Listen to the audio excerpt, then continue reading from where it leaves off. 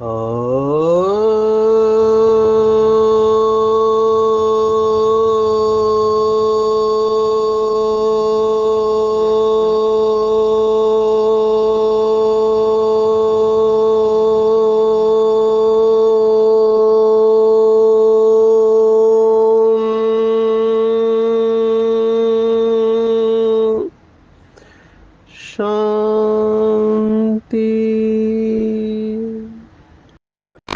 आज 23 सितंबर 2024 भारत में सोमवार है। Today is 23rd September 2024 and it's Monday in Bharat. आज की मुरली का जादुई रहस्य स्वयं को प्रेरणा देने के लिए magical secrets of today's Murli for motivating the self। Drama plan अनुसार बहुत स्वीट ड्रामा है। कब क्या होगा अचानक का पार्ट है। हम सबके अति प्यारे यज्ञ के भी अति प्यारे आदरणीय निर्वेर भाई जी का शरीर छूटा।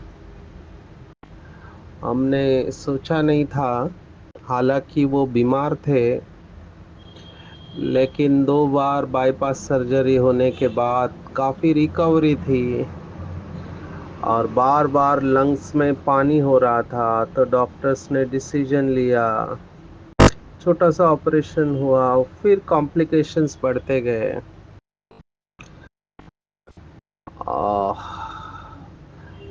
हम सब बाबा के बच्चे, ड्रामा के पार्ट में पक्का है।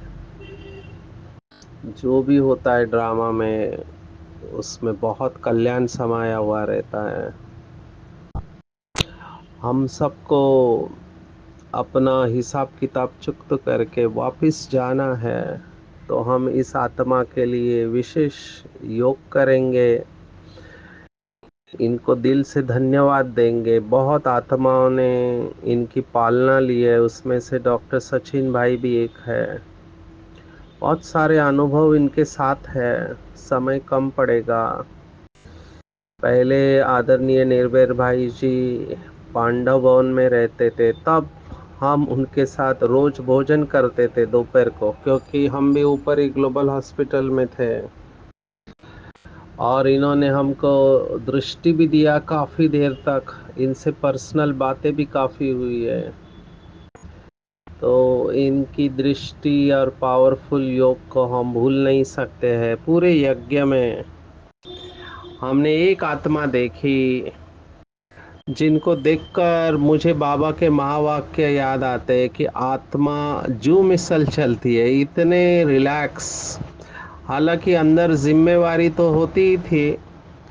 उनका लॉ का रूप भी हमने देखा, क्योंकि यज्ञ में बहुत सारी बातें आती है, तो लव एंड लॉ का बैलेंस रखना होता है।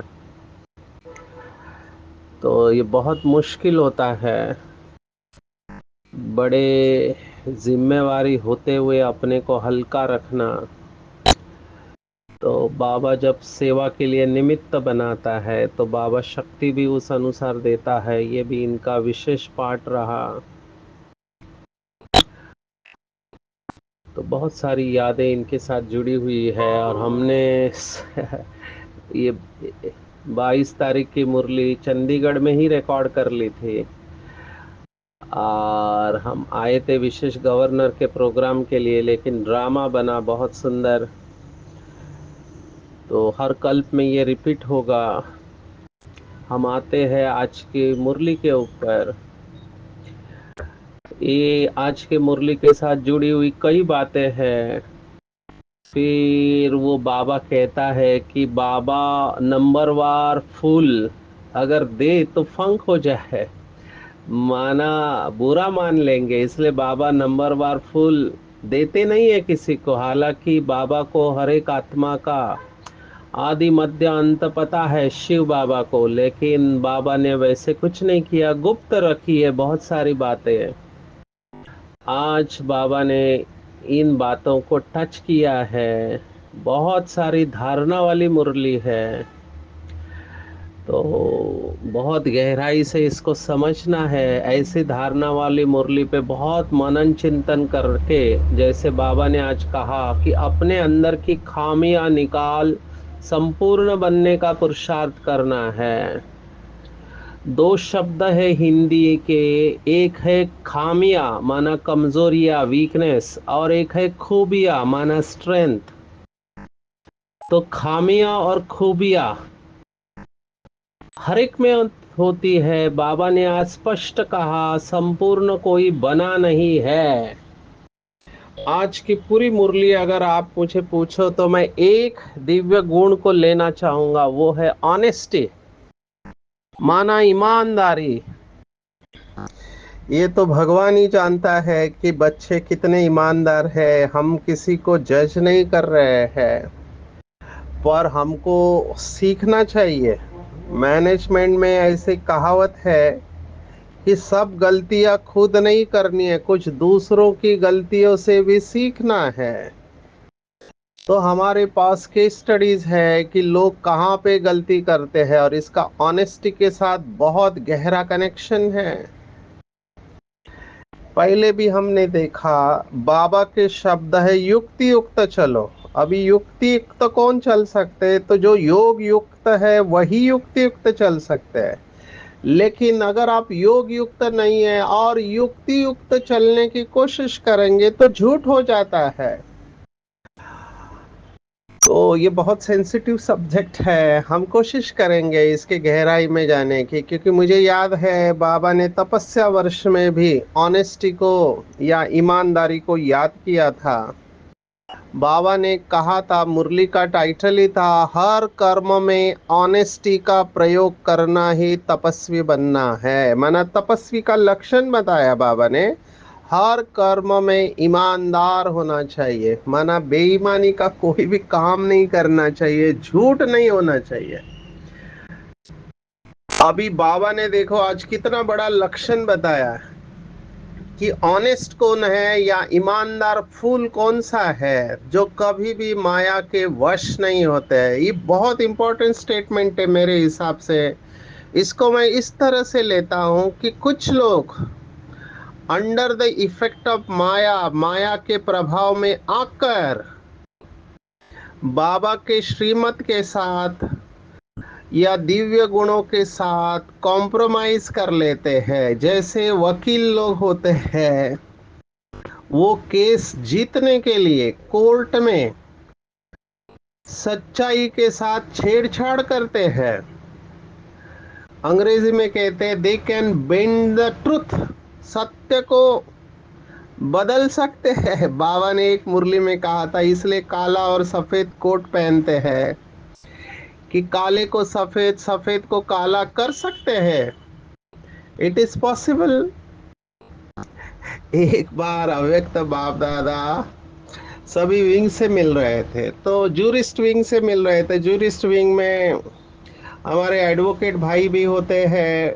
तो बाबा ने कहा जूरिस्ट विद क्या करेंगे? तो एक आत्मा ने जोर से कहा कि लॉ और लॉ का बैलेंस रखेंगे करके।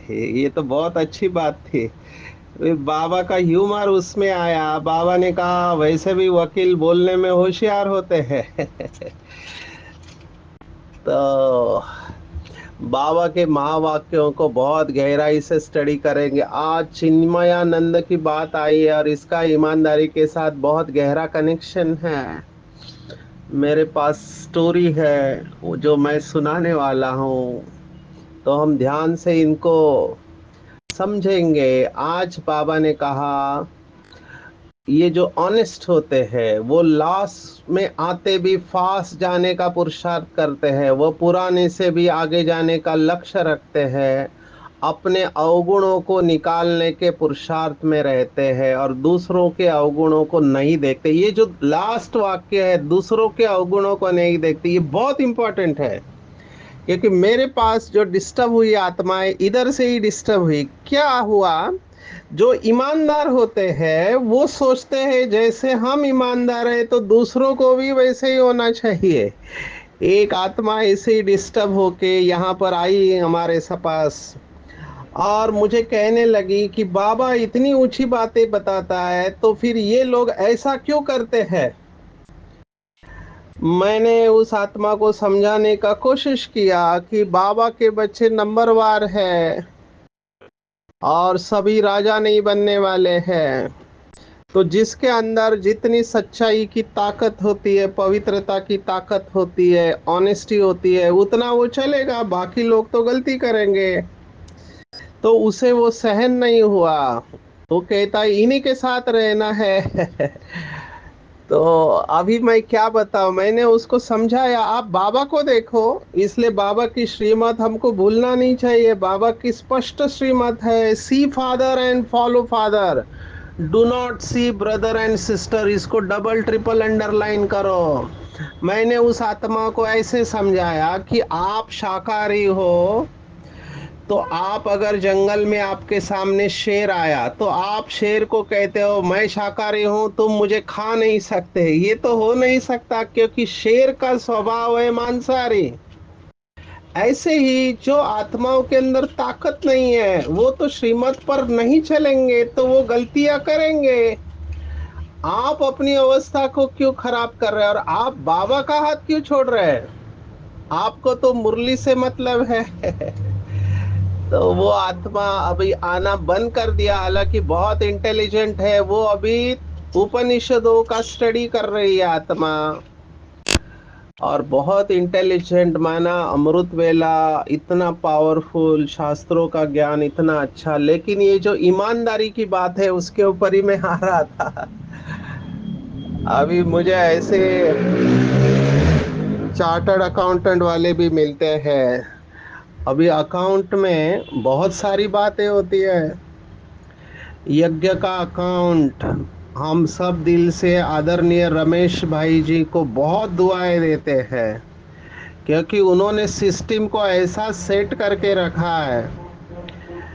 नहीं तो आप सोचो, इतने सेंटर है, 5,000 सेंटर है, इन सब सेंटर पे कितना व्यवहार होता है।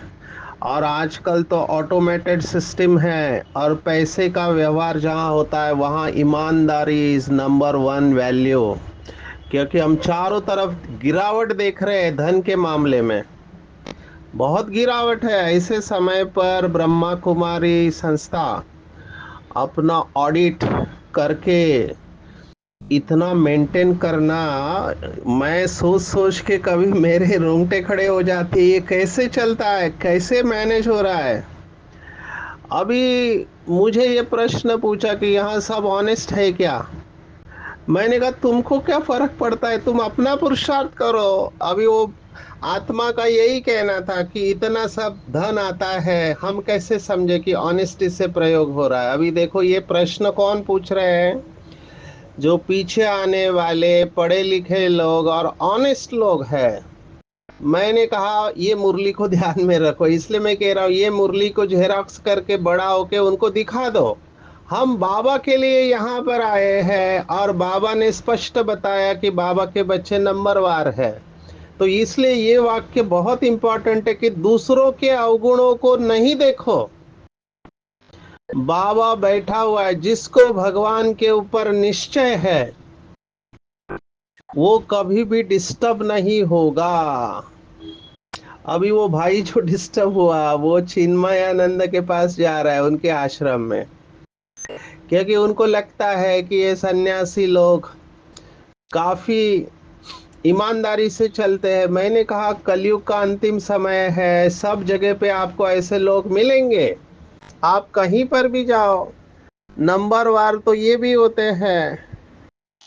इसलिए मैं हमेशा इसको याद रखता हूँ, ये ईमानदारी बहुत बहुत इम्पोर्टेंट बात है। मेरा स्लोगन है कि आप दुनिया को फंसा सकते हैं लेकिन धर्मराज से कैसे बच सकते हैं, वो तो आपको ब्लैक एंड व्हाइट में दिखाएगा आपने क्या किया है। शास्त्रों में इसका गायन है, चित्रगुप्ता चित्रगुप्त के पास सबका हर एक सेकंड का रिकॉर्डिंग, और भगवान को आखिर में शिव बाबा को भी एक मुरली में कहना पड़ा, जिन बच्चों के अंदर डर नहीं है धर्मराज का, उनके लिए बाबा को कहना पड़ा कि ये मत समझो, बाबा के पास हर एक बच्चे का हर सेकंड का चार्ट है। उस समय क्या कर पाएंगे? उस समय बहुत पश्चाताप होगा। जैसे अभी मैं देख रहा हूँ कई बाबा के बच्चे पश्चाताप मोड में हैं। क्यों? क्योंकि उनको रियलाइज होता है कि माया के वश में आकर हमने बहुत बड़ी गलती की है। एक आत्मा का मैं नाम नहीं बता सकता हूँ, सीनियर सोल है। अभी देखो ये सीनियर बुद्धिमान लोग बहुत चालाक होते हैं। मुझे उन्होंने प्रश्न पूछा कि सचिन भाई आप तो काउंसलर है। अभी उन्होंने थर्ड पर्सन से प्रश्न पूछा कि एक आत्मा से गलती हुई है, बहुत पुरानी है, अभी जो नहीं होना चाहिए उससे हुआ, अभी उसका दिल खा रहा है, तो वो क्या करना चाहिए? क्योंकि उसको वो बातें बार बार याद आती है। अभी मुझे पहले से ही पता था इस आत्मा से ही गलती हुई है, लेकिन मैंने भी कहा अगर वो आत्मा मेरे से बात करती है तो मैं उसको युक्ति समझा दूंगा। वो पर्सनल स्पेसिफिक होता है, ये बहुत ज़रूरी है। कई लोग डरते हैं बताने से, क्योंकि उनको लगता है कि अगर हमने बता दिया तो हमारी इज्जत चली जाएगी।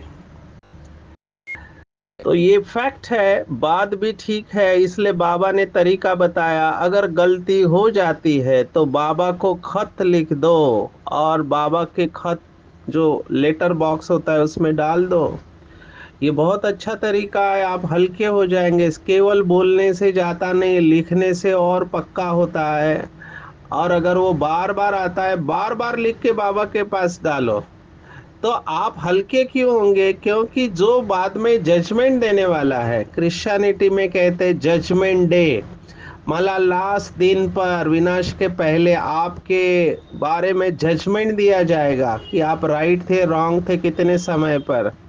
तो उसको जजमेंट डे कहा गया है बाइबल में, या कुरान में जिसको कयामत का समय कहा गया है। तो ये सब होने वाला है और हो रहा है, हमको डरना नहीं है। ये सब बताने के पीछे राज यही था कि डरना नहीं है, हमको ऑनेस्टी को बढ़ाना है। एक्चुअली देखा जाए गहराई से, मैंने पहले भी सुनाया था, कई लोग कहते हम 99% ऑनेस्ट है, माना 99% हम ईमानदार है।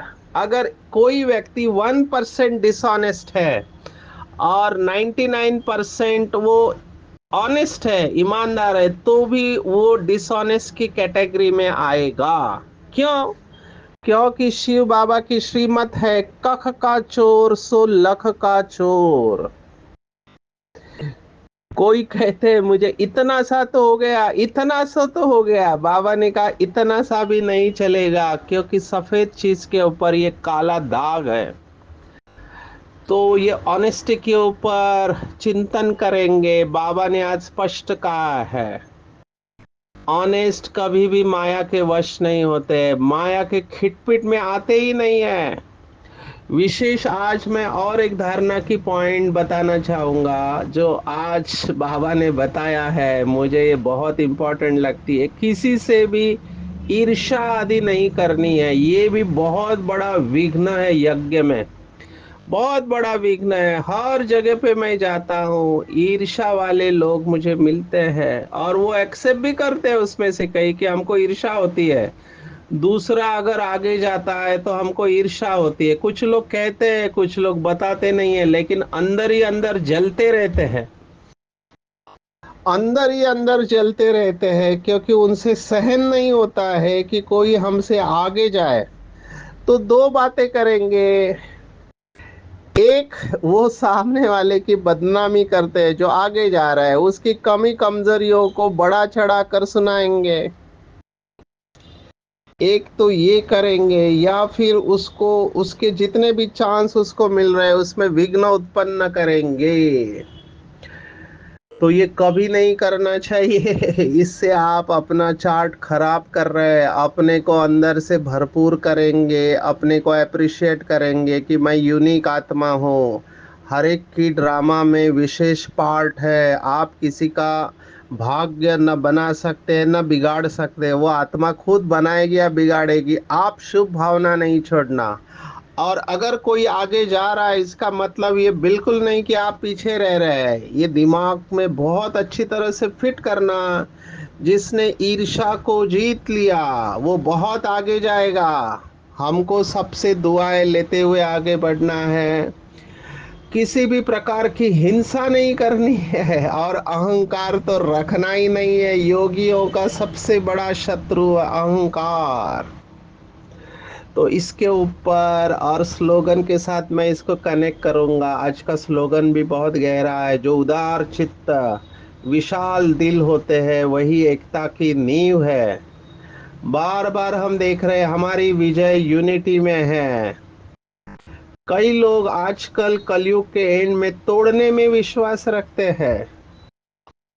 तोड़ना तोड़ना बहुत सरल होता है, जोड़ने में मेहनत है। अभी उदार चित्त माना क्या, विशाल दिल माना क्या? तो बड़े दिल वाले, उदार दिल वाले हैं। वो अपने चित्त के ऊपर किसी की भी कमियां कमजोरियां नहीं रखेंगे और सबको साथ में लेकर चलेंगे। जैसे हमारे ब्रह्मा बाबा को पता था कौन से बच्चे में कमी है, कौन से बच्चे में क्या विशेषता है, उस अनुसार उस आत्मा को सेवा दी जाती थी। और बाबा ने सबको संभाल के बाबा आगे लेके गया। तो जितना हमारा दिल उदार होगा, उदार चित्त और विशाल दिल होगा, वही यूनिटी में रहेंगे। बाकी तोड़ने की कोशिश करेंगे। और कभी इसमें जाना नहीं चाहिए कि हम तो साउथ वाले हैं, ये नॉर्थ वाले हैं, ये मराठी है, ये गुजराती है। ये भी एक प्रकार का बाबा ने कहा अभिमान है अपनी भाषा का, जाति का। इसमें जाना नहीं चाहिए। हम सब बाबा के बच्चे हैं, आत्मा है। अलग अलग चोले में और हर एक की ड्रामा में जरूरत है।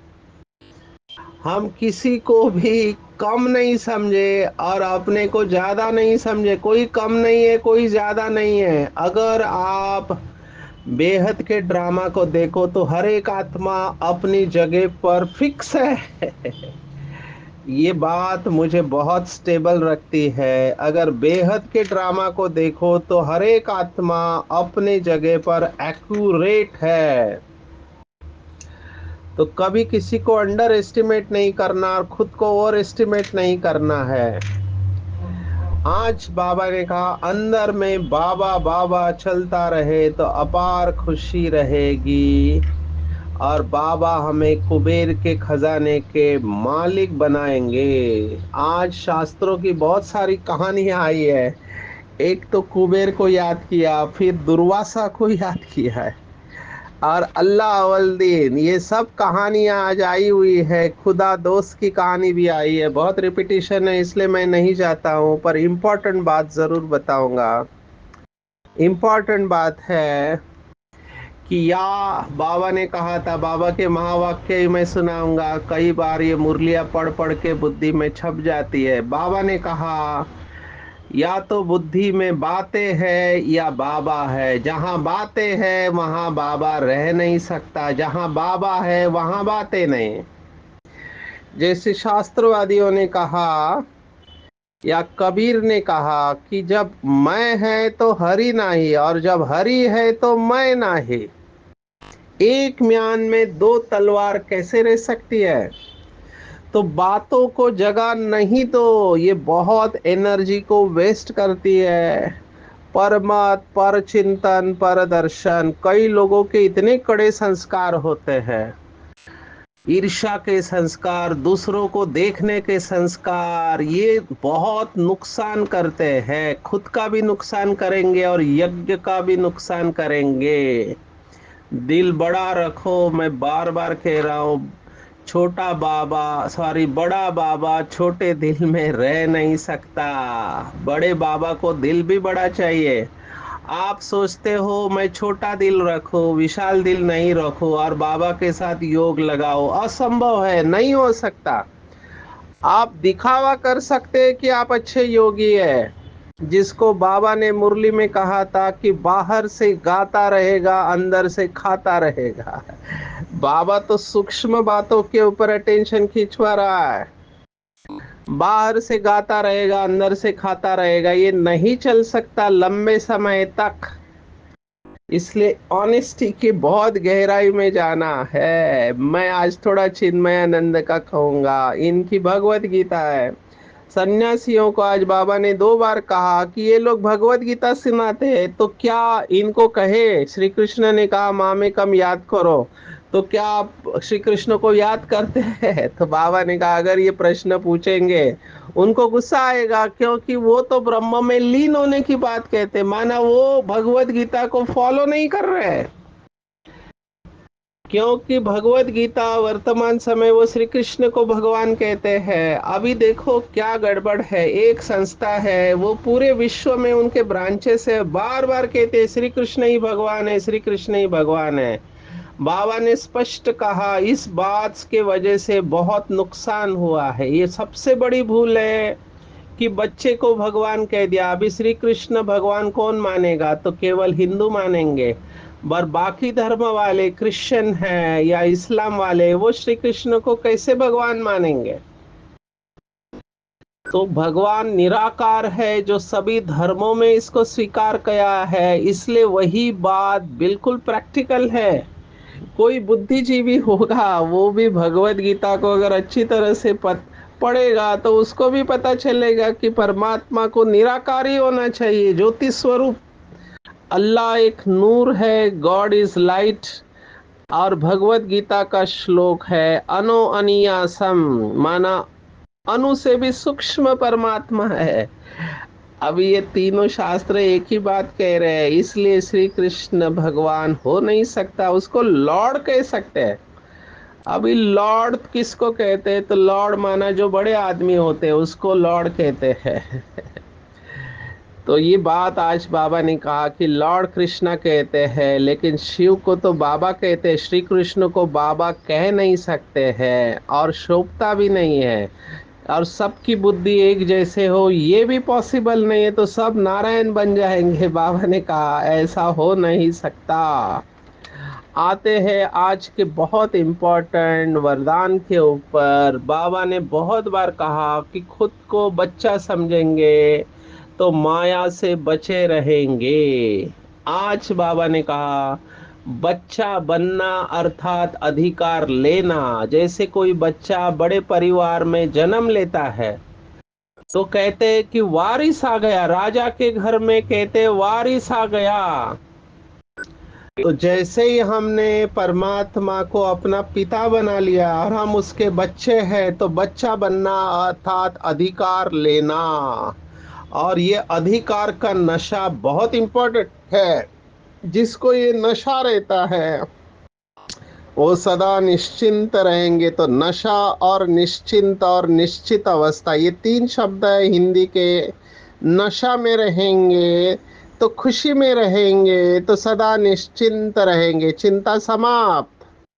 क्योंकि मैं बड़े बाप का बच्चा हूँ और ये अविनाशी अधिकार निश्चित अवस्था में लेके जाता है। जिसको नशा रहता है कि मैं भगवान का बच्चा हूँ, ऊपर वाले का बच्चा हूँ, वो अपनी सभी चिंताएं भगवान को, गॉड अल्लाह ईश्वर को सौंप देते हैं।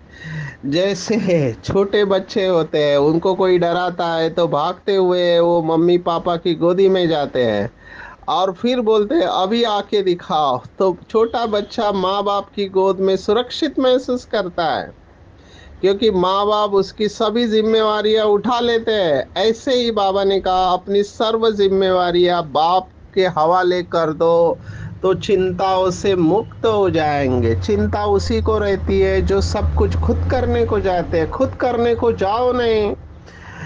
क्योंकि माया भी सर्वशक्तिवान है, माया को ऐसे नहीं जीत सकते, उसकी छत्र छाया में रहेंगे तो ही जीतेंगे। कल की अव्यक्त मुरली भी यही कह रही थी। इसलिए अविनाशी और बेहद के अधिकार की खुशी व नशे द्वारा सदा निश्चिंत रहना है।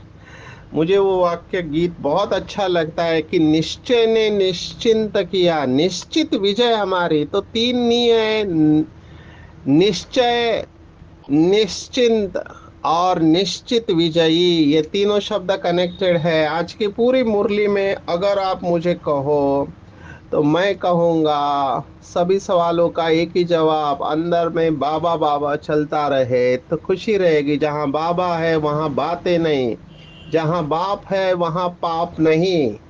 ऑनेस्ट रहना है। परमात्मा को सबसे प्यारी चीज है ऑनेस्ट। दूसरे रहते कि नहीं ये मेरे को नहीं देखना है, दूसरों के अवगुणों को देखना ही नहीं है। देखा चित्त पर गया, चित्त मैला हुआ, योग टूट जाएगा।